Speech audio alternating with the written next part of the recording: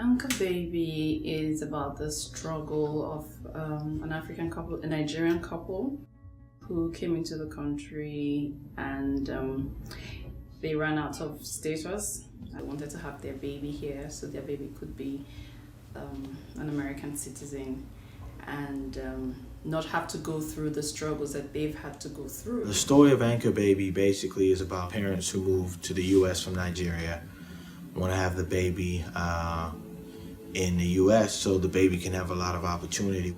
And, it's actually a story that happens a lot. In a lot of ways, I'm an Anchor Baby. You're seeing two parents that are willing to put themselves at sacrifice for their child's benefit.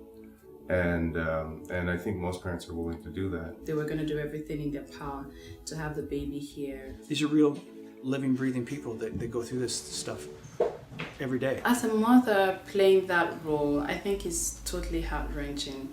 I cannot imagine what Joyce felt like.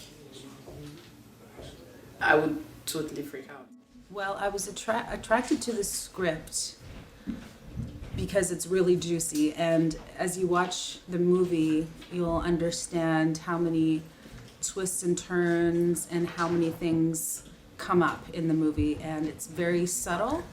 My feelings on Paul's character were great. As soon as I read the script, I knew it was something I wanted to do because there was a lot of levels and a lot of places to go with this character. My character is Agent Rutherford. He's an Immigration Customs Enforcement Agent, or ICE agent. He and his two cohorts, Slabinski and Costello, they bust a lot of people and send them back to their homelands. You're dealing with immigrants that are doing the best that they can for their families and their kids, and to play a character that just doesn't care because she's doing her job, and yeah, that is tough. He's the leader of a team that works for the U.S. Customs and Immigration Enforcement Unit, so nicknamed ICE. He's a little bit of a military guy and probably had a military background to him. So he's a little more hard-ass than most of them. I spent about 3-4 years of my childhood in Africa. And there, my parents were very rich. We had everything. We had butlers and all this. And then when we moved to London, and I'll never forget this, we were living in like a really small apartment. And it hit me one day. I was like, Dad, how come we don't have a big house like we had in Ghana and all these butlers and maids and all this? And my dad said, oh, son, that's because we're waiting for them to ship all our money from Africa to here, and then we'll have all that. So I was like, cool. 10 years later, we still living in the same place. Well, I have never seen anyone who's that detailed.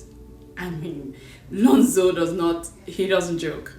He knows everything. He knows what he wants to do. He knows what he wants to achieve, and he goes for it. I mean, he storyboarded everything. You would never think this is a first-time thing for him. It's like he's been doing it all his life. He's a natural. It's awesome. I totally enjoy working with him, and I want to work with him again. For me, he knows how to coach me through and knows when he's redirecting. It's the way that he speaks to the actors, which really makes you think about your role and really helps you get into the mind of the character. And the fact that he's written the screenplay himself and is directing it is always has pros and cons, but I think in this case it's working to his favor because he knows what he wants when he decides to make the decision. He's very confident. Just begin. I can be straight on if you like. Straight on. Just something different. And working with Lonzo has just been phenomenal. I mean, Lonzo, you would never know this guy is a first-time director. From the minute that me and O got off the plane, we've been rehearsing, going through scenes. I've never rehearsed this much for a movie. He actually took us to all the locations as soon as we landed and went through all the scenes before we even shot them. Usually the way it works in America, you have a table read, and then from the table read, you just go shoot. It's a good thing about Sam Sarpong. What he actually did was that he took a dialect training class. Yeah, he had a dialect coach. No matter what, we are going to have the baby in this country. And I'm working with the wonderful Omoni Oboli, who is playing my wife. She's an amazing actress. I knew the guy was serious. is a very articulate individual in terms of understanding the script and what it's about. She was actually one of the first people that I actually met after the audition to kind of go over the whole story and the whole character, and she was enthusiastic about it. She was interested right from the get-go. This is before even seeing the script. So what I did was I actually sent her part of the script without sending her the climax of the movie, and she read the script all the way till towards the end of the movie. So she called me back and was like, "Why did you cut off the script? Why didn't you send me the whole?" She surprised me, and she surprised the whole cast, the whole crew.